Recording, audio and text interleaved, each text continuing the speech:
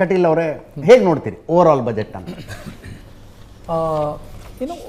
From 2014 ಇಂದ ಬಜೆಟನ್ನು ನೋಡೋದಾದರೆ budget is always pro development budget. Okay. In terms of investments, allocation, infrastructure. ಆನಂತರ budget ಪೇಪರನ್ನು ಮಂಡಿಸಬೇಕಾದ್ರೆ ಇವರು ಒಂದೊಂದು ವಿಶೇಷವಾಗಿ ಒಂದೊಂದು ಕಾರ್ಯಕ್ರಮಗಳನ್ನು ತಗೊಂಡು ಅದಕ್ಕೆ ಯಾವ ಥರ ಇನ್ವೆಸ್ಟ್ಮೆಂಟು, ಅದಕ್ಕೆ ಯಾವ ಥರ ಎಲೊಕೇಶನು, ಅದರ ಥರ ಮಾತಾಡ್ತಾರೆ. ಇನ್ ಟರ್ಮ್ಸ್ ಆಫ್ ಇನ್ಫ್ರಾಸ್ಟ್ರಕ್ಚರ್ ನಾವು ಲಾಸ್ಟ್ ಇಂಟ್ರೀಮ್ ಬಜೆಟಲ್ಲೂ ನೋಡಿದ್ವಿ. 10 ಲಕ್ಷ ಕೋಟಿ ಅಂತ ಇತ್ತು, 11 ಲಕ್ಷ ಕೋಟಿ ಅಂತ ಆಯಿತು.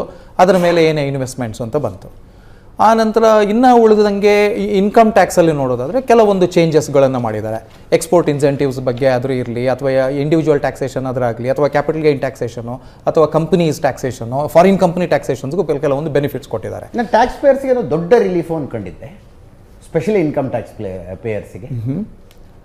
ಅಷ್ಟು ಅನ್ನೋಂಥ ಅಂದರೆ ಆ ಲೆವೆಲಿಗೆ ನಮಗೆ ಟ್ಯಾಕ್ಸ್ ಬೆನಿಫಿಟ್ ದೊಡ್ಡ ರಿಲೀಫ್ ಅನ್ಕೊಂಡಿದ್ದೆ ಅಂದರೆ ಸಿಗಬಹುದು ಅಂದ್ಕೊಂಡೆ. ಆ ಲೆವೆಲಲ್ಲಿ ಬರಲಿಲ್ಲ.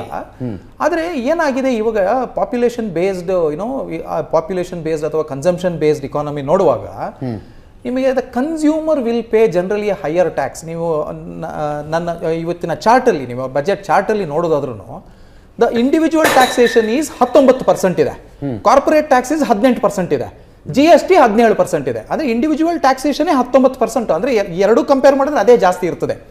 ನೀವು ಅದರಲ್ಲೇ ನೀವು ಬೆನಿಫಿಟ್ ಕೊಡಬೇಕಾಗ್ತದೆ ಬಿಟ್ಟರೆ ಈ ಪಾಪ್ಯುಲೇಷನ್ಸ್ ಇರುವ ಕಂಟ್ರಿಯಲ್ಲಿ ಈ ಟ್ಯಾಕ್ಸೇಷನ್ ಕಾಮನ್. ಸೊ ಆ ನಂತರ ನೀವು ಒಂದೇ ಸಲ ನೀವು ಆ ಟ್ಯಾಕ್ಸನ್ನು ನೀವು ಡಿಡಕ್ಷನ್ ಮಾಡೋಕ್ಕೂ ಬರೋದಿಲ್ಲ.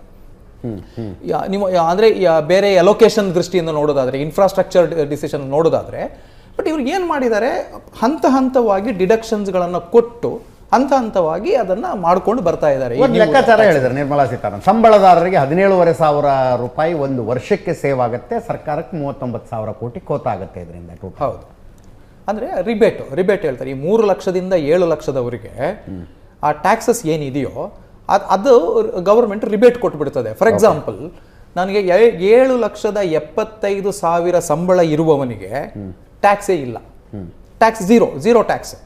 ಅದೇ 8 ಲಕ್ಷ ಏನಾದರೂ ಸ್ಯಾಲ್ರಿ ಇದ್ದರೆ ಆವಾಗ ಅವನು 3 ಲಕ್ಷದಿಂದ ಕ್ಯಾಲ್ಕುಲೇಟ್ ಮಾಡ್ಕೊಂಡು ಬರಬೇಕಾಗ್ತದೆ.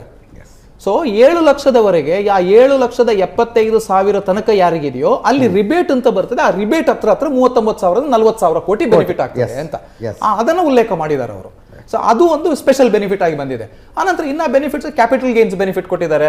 For example 1 lakh long term capital gain ನಲ್ಲಿ ಇರೋದ್ರಿಂದ 1,25,000 ಮಾಡಿದ್ದಾರೆ. ಸೊ ಈ ತರ ಸಣ್ಣ ಪುಟ್ಟ ಬೆನಿಫಿಟ್ಸ್ಗಳು ಇದೆ. ಅದೇ ಈ ಜನರಲಿ ಸ್ಯಾಲ್ರಿಡು ಅಥವಾ ಇನ್ವೆಸ್ಟ್ಮೆಂಟ್ ಮಾಡುವವರು ಅಥವಾ ಶೇರ್ ಮಾರ್ಕೆಟಲ್ಲಿ ಮಾಡುವವರಿಗೆ ಅಂಥ ಬೆನಿಫಿಟ್ಸ್ಗಳಿಗೆ ಬಂದಿದೆ ಬಿಟ್ಟರೆ, ಆದರೂ ನೀವು ಟ್ಯಾಕ್ಸ್ ಕ್ಯಾಲ್ಕುಲೇಟ್ ಮಾಡ್ಬೇಕು ಏನಾಗ್ತದೆ, ನಿಮಗೆ 2 ಆಪ್ಷನ್ ಕೊಡ್ತಾರೆ. ಓಲ್ಡ್ ರಿಜಿಮಲ್ಲಿ ನೀವು ಕ್ಯಾಲ್ಕುಲೇಟ್ ಮಾಡಿ, ನ್ಯೂ ರಿಜಿಮಲ್ಲಿ ಕ್ಯಾಲ್ಕುಲೇಟ್ ಮಾಡಿ. Whichever is better for you apply it. ನೀವು ಯಾವುದು ನಿಮಗೆ ಬೆನಿಫಿಟ್ ಆಗ್ತದೆ ಅದನ್ನು ತಗೊಳ್ಳಿ ಅಂತ